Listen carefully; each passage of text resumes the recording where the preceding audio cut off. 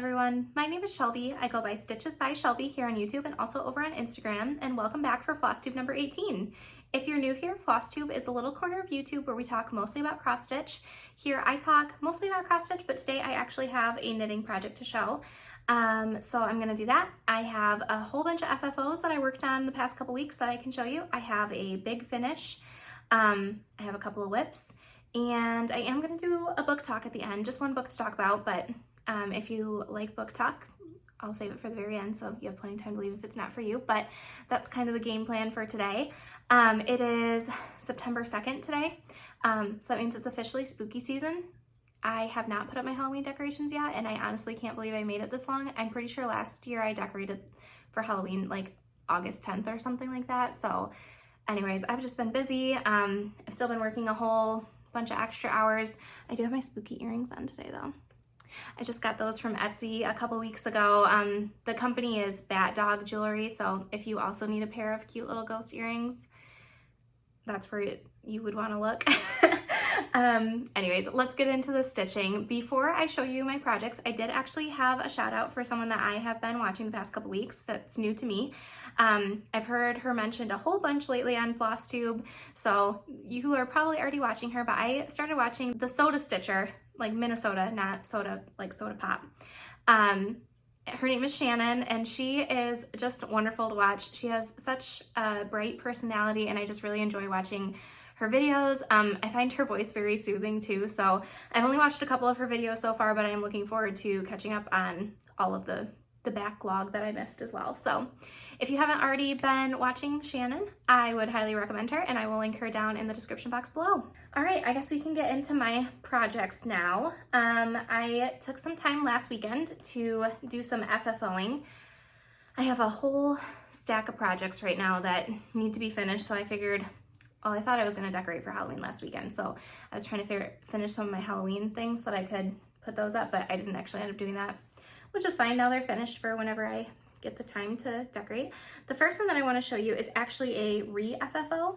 I shared this on my Instagram, but I did a couple of scrapbook layouts last year. I think I did this one like mid-October. This pattern is stitched on perforated paper, and it is, I think it's just called Eeek Ave by Pickle Barrel Designs, and it's in the Just Cross Stitch Halloween 2020 magazine. And I stitched this because I thought it would go really cute with these little stickers that I'd had for forever. I am kind of a notorious sticker hoarder, more on that later. And I just thought that this pattern would be really cute to turn these into a scrapbook layout, so I had something nice to do with the stickers because I was having a hard time just using them on anything. I will put in a picture of what it looked like before, and I did that layout, and I just was not happy with how it came out. I was trying to kind of emulate some of like the finishing from the actual pattern that had been shown in the finishing photo.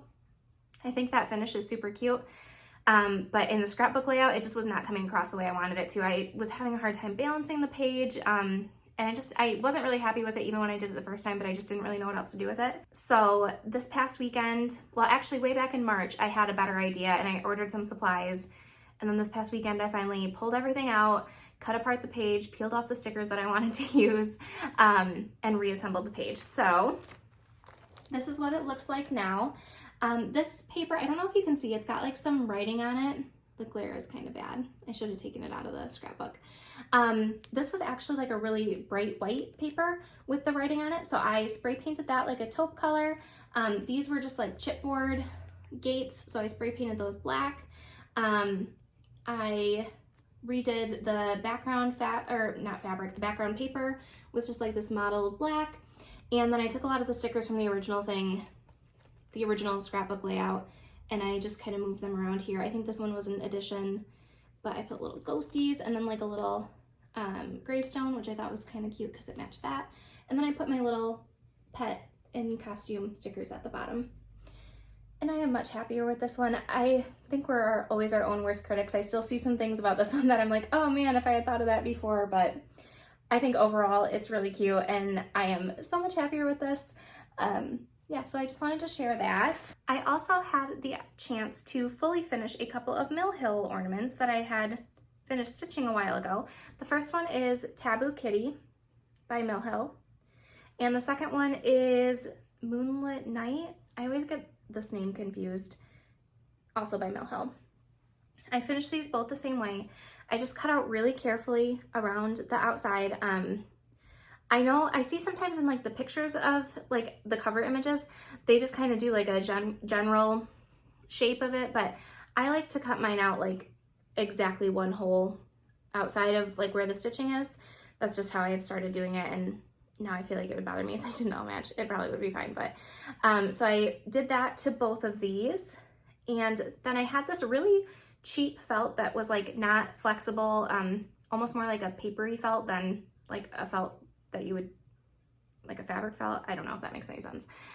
So I had bought it for a different project, but it was way too stiff for what I needed it for, but it is perfect for these because it's pretty much like cardstock, but it just is a little bit nicer quality than that. I don't know what I'm trying to say, sorry.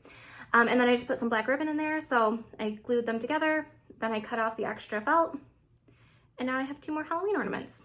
My last fully finished object is this Boo ornament. It is from the Haunted chart by Luminous Fiber Arts. It comes with, the chart pack comes with like a centerpiece and then 3 ornaments. So this is the Boo ornament. And I finished this by, I wrapped my, my stitched piece around some mat board, acid-free mat board, and then I glued it on the back. I took another piece of mat board and I used this fabric, which is kind of like a mottled black fabric. I used it for an ornament that I finished last year as well, which when I pull out my Halloween decor, I will show you as a previously finished object. And what I've done in the past is done another piece of mat board with fabric on it, but because I had that really stiff felt, I just decided to do that too. And then that saved some mat board, and it's actually way easier to do it that way. So I think that I may be just using this really stiff felt for a lot of things from now on. I hope I can find it again because I actually really like it. And then I sandwiched my ribbon in between. So it looks like it has a nicely finished back. I didn't do a whole lot with the front. I didn't add any trims or anything, but I think these will be cute for my tree. All right, so those were my fully finished objects. I did also have a pretty big finish. You may have seen also on my Instagram. I finished Quaker Pumpkins by Hello from Liz Mathews. I was really close my last video, and I was right. It just took me a couple more days to finish up those last few stitches. And I am so happy with how this came out. My husband had really been wanting to try a confetti cannon, so he had ordered one and he set it off when I finished stitching Quaker Pumpkins. I will insert that clip now.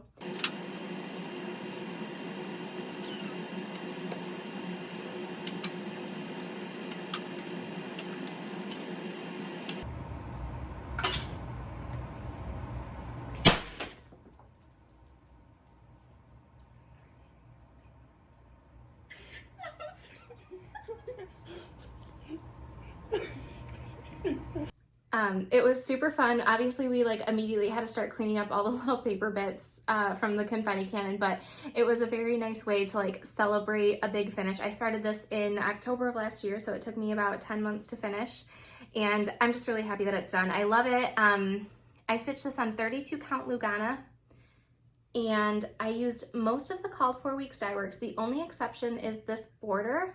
I used the DMC alternative because I didn't get enough of it. So the birds are in the called for color and the border is supposed to be in the same, but I didn't have enough to do it. So I just used the DMC, and I don't honestly really feel like you can tell for the border, so I'm still really happy with it. Now I need to figure out how I'm going to frame this. I went to the local craft stores and I shopped around, and it's really disappointing that I stitched this on 32 count. I mean, I love 32 count, so like, of course I stitched on that, but it is like just barely too big for the frames that like would fit 3 pictures. If you took like the mat out, it's like half an inch too big this way, side to side. So I was looking at some custom frame options, but I don't know, they're just, I don't know if that's in the budget right now. So I did have another idea. I was watching maybe Stitcherista a while back, and she showed a finish on her channel where she had a frame and she put molding around the frame to kind of like add some interest to it. So I'm wondering, I don't know if this will work for sure. I have to do more research. If you have an idea if this would actually work, please let me know. But if I got like some plywood and I had it cut down to size, and then I used wood glue to add like molding around the edges to like make the frame part. And then I just like lace this to mat board and like kind of inset it in there, if that would work. I don't know. That would probably be a less expensive option, but I haven't really looked into it. That was just my idea. If you have any other ideas for how I could finish this on a budget, let me know. But I am super excited for this. I would love to have it up and displayed this year, so hopefully I figure something out. All right, so now we can get into my whips. After I finished Quaker Pumpkin, I started working on the Little Women Stitch Along by Sapphire Mountain Handcrafts for Stitching Book Club. On Instagram, they're under Stitching Book Club, but the Etsy shop is technically called Sapphire Mountain Handcrafts.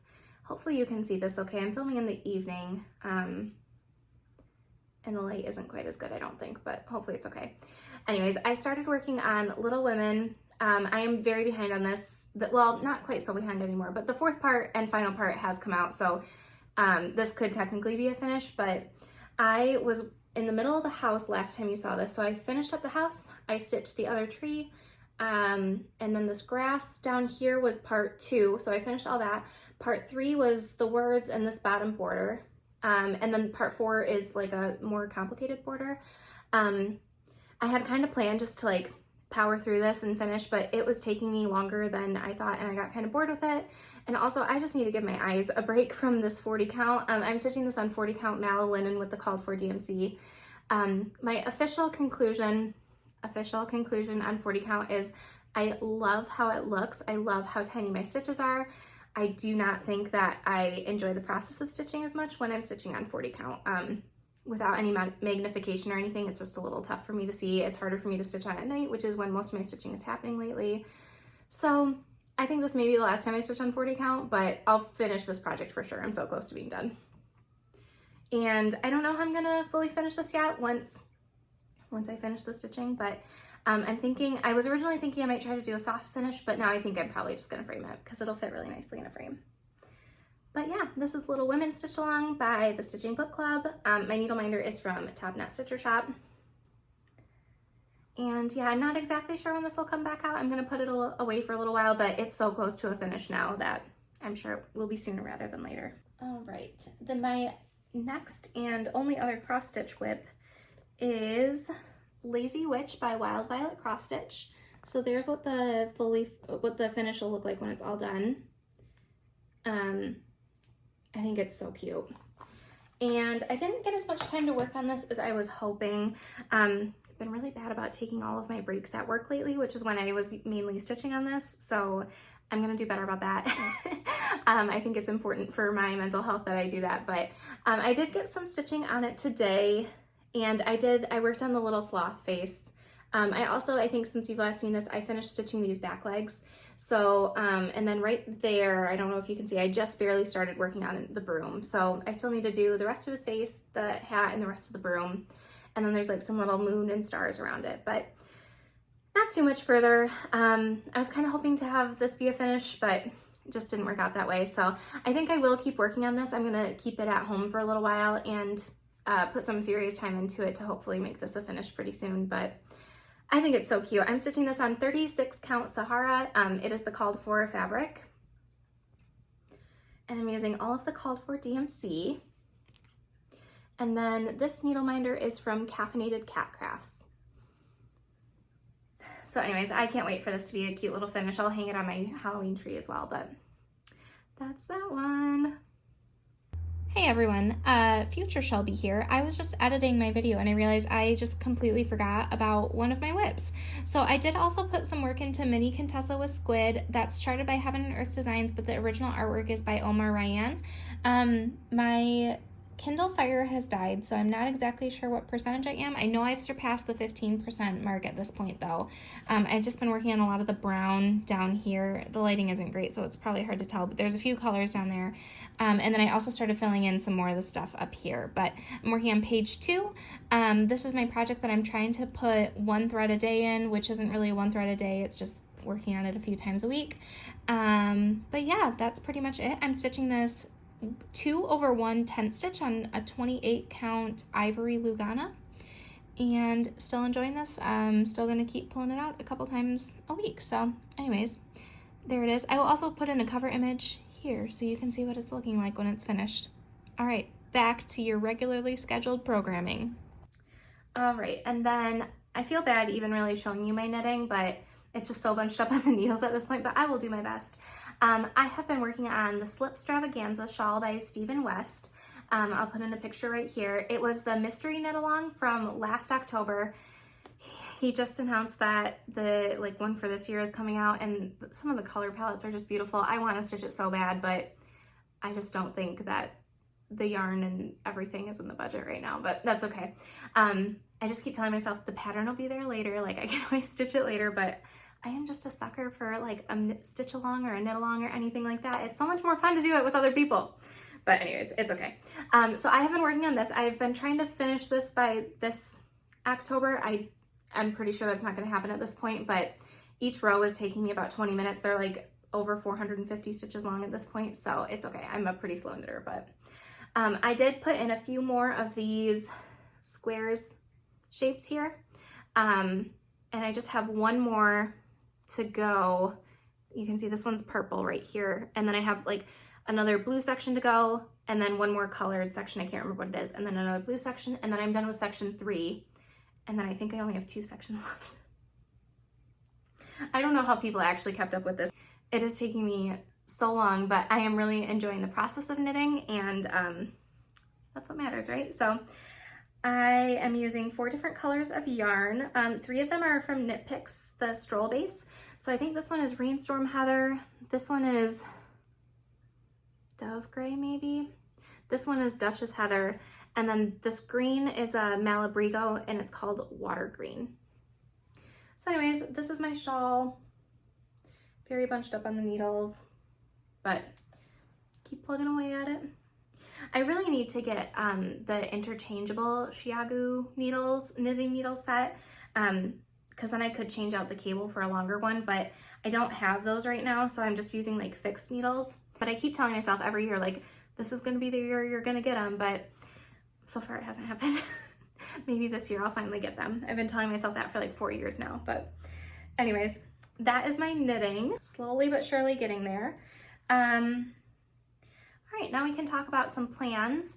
My plans for the next couple of weeks are, I'm gonna work on the sloth, the lazy witch, for a few more days.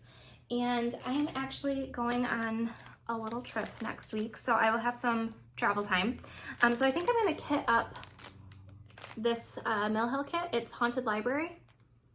And I think this will be a really good travel project because it's on perforated paper and the holes are really like visible even in lower light situations. So I had one when I was doing a lot of car time earlier this year. I was working on one of like the coffee Mill Hill kits, and that seemed to be like the perfect car project. So I'm hoping that the same will hold true for this. Obviously I'm not going to do the beads or anything. I think that would not be fun to do, but I think this is going to be the project I bring with me.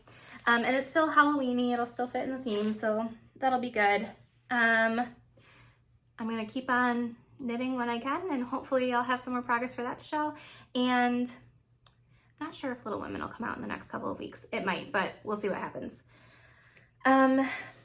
Other plan type things. I also just wanted to give you all a heads up.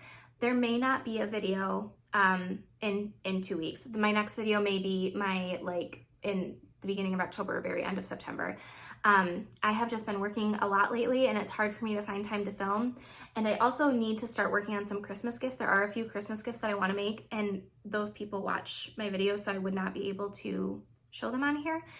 So that means I'll have less progress already. And since I'm only working on like 2 or 3 whips in between videos anyways, I think it might be better just to forego the mid-September one and talk to you all again in October, but we'll see what happens. Maybe I'll be super productive, or I'll have something exciting that I want to share and I'll be back. But I just wanted to let you all know, if you don't hear from me in a couple weeks, I'm okay. Just busy. All right, haul. We can move on to haul now. I got my Be Stitch Me Fabric of the Month for August. I'm in the 36 count neutrals club. So if you haven't gotten yours yet and you don't want to see it, look away. It is called Bedrock, and I feel like that's pretty true to color. It's a darker one. The modeling is more extreme, I think, in the video than it is in person, but yeah, I don't have a plan for what I'll stitch on this yet, but I think it's a pretty color, and could be really good for like a darker sampler or something like that. I don't know. I will certainly figure out something. That is not a concern. And then the other piece of cross-stitch related haul that I got, which I can't even believe, I got the Golden Bees kit from Owl Forest Embroidery. I ordered this August 16th. It was delivered to me August 27. So that's like 11 or 12 days. It came from Russia. I could not believe it when I saw the delivery thing. I thought it had to be a mistake, and then I went and checked my mailbox and there it was. So I'll just do a quick unboxing. The main draw to the Owl Forest kits is their flosses. They have beautiful variegated flosses. Sorry, there's a little bit of a glare. They always come with a needle minder. Hopefully you can see that okay. And the fabric is just really basic, just cream. Sorry for all the crinkles. And then it obviously comes with the pattern as well. Some people on Instagram were talking about doing a stitch along for this. Not exactly sure when that'll happen, but if I hear anything, I will, I'm sure, talk about it here. So I'm not exactly sure when I'll start this, but I'm glad I have it. I think it's a nice like summery piece, and I'm excited to stitch it. I do have a teensy bit of non-cross stitch related haul. So if you were just here for the cross stitch stuff, I am all done with that now. I'm gonna do my other haul and then my book talk, and then we'll be done. So if you don't want to stick around for that, totally fine, I understand. Thank you so much for watching. I would love it if you would subscribe to my channel if you like what you saw here. I would love it if you would leave a comment. I love reading everybody's comments and interacting with you down there. Follow me on Instagram for more regular updates, especially this next month. I think posting pictures is going to be a lot more reasonable for me. And yeah, I hope you all have a great time. But if you are wanting to stick around and see a couple more things, I will show you them too. I will show them to you. So I have been highly enabled by Liz Mathews from Hello from Liz Mathews sticker journaling. If you don't know, she started a separate Instagram account for her stickers. It's called A Good Day by Liz or something like that. I'll link it below. And she's been showing off some of her stickers and her layouts and stuff like that. And I have been interested in that for a while and then got very interested in it after that. The main thing that was holding me back is that the sticker journals themselves, like the sticker planners, all the ones I was finding that are marketed like that are very expensive, like $50, $60. And I have never spent that on a planner or a journal in my entire life. And I just could not justify it. So anyways, I found out that the Michaels Recollection planners have the same size squares. So let me just show you what I'm talking about here. If you've seen Liz's channel, then you probably know. But basically, she puts stickers like in these vertical columns here. Her columns are all blank. This one is divided up into sections, but the columns are the right width for the types of stickers that she gets. So that was the main thing I was looking for. So I went to Michael's. All their planners were half off. I found this one. It started in July. So I just cut out the months that I wasn't going to use, and I got myself a journal. So I haven't put anything in it yet, but that's on my to-do list for tonight. But I did buy some stickers. I placed an order with buttercream stickers, and for like those sticker kits. If you don't know what I'm talking about, you can look at Liz's Instagram, her sticker Instagram, and it tells you more.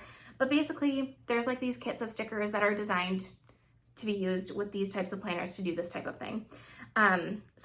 Buttercream Stickers offers their stickers like a la carte. You don't have to buy the complete kit. So I bought these stickers. They're kind of fallish. This one's like a little owl. I thought they were a good like cross summer fall. So I got this page from that set and these little boxes. And I thought this will probably last me a couple of weeks. I did also order some washi tapes, but they haven't come in yet. The other set I got is from the same shop. And this one's much more fall-like. So there's that page and the boxes. And then she also sent me a little freebie. They're all fall themed. You know I'll get good use out of those. So I'm really excited to start playing around with that. Not like I needed another hobby, but you know, it is what it is. So that is all my haul. Thanks for putting up with me if you stuck around for the sticker talk. I don't know, it feels like so childish, but honestly it brings me a lot of joy, and I like having a dedicated place to put my stickers. I have a lot of I get myself really worked up about where to put my stickers to make sure that I'm not wasting them or whatever. So anyways, thank you for sticking around with me. If you're still here, I do have a little book talk. I have not been reading a whole lot lately, but I did read one book that was noteworthy the past couple of weeks. It's not a new one, so you may already know about it, but I listened to My Grandmother Asked Me to Tell You She's Sorry by Frederick Bachman. I've read a couple other of his books. I know his most popular one is A Man Called Ove. Haven't read that one, but I read Beartown and the sequel, and I thought they were both really good. But I had to read this for my book club that I'm hosting at work again. I had tried to listen to this book a couple of years ago, and I had stopped pretty early on, so I was like kind of nervous when it was on, like, even though I planned that, but anyways, I was nervous that I wasn't gonna like the book, but I thought my book club would like it, so I made that one of the books. But actually, once I got past the part where I had stopped, I really enjoyed it. So this is a total recommendation now. My opinion on it totally changed the second time around. But basically what it's about is a young girl, her name is Elsa.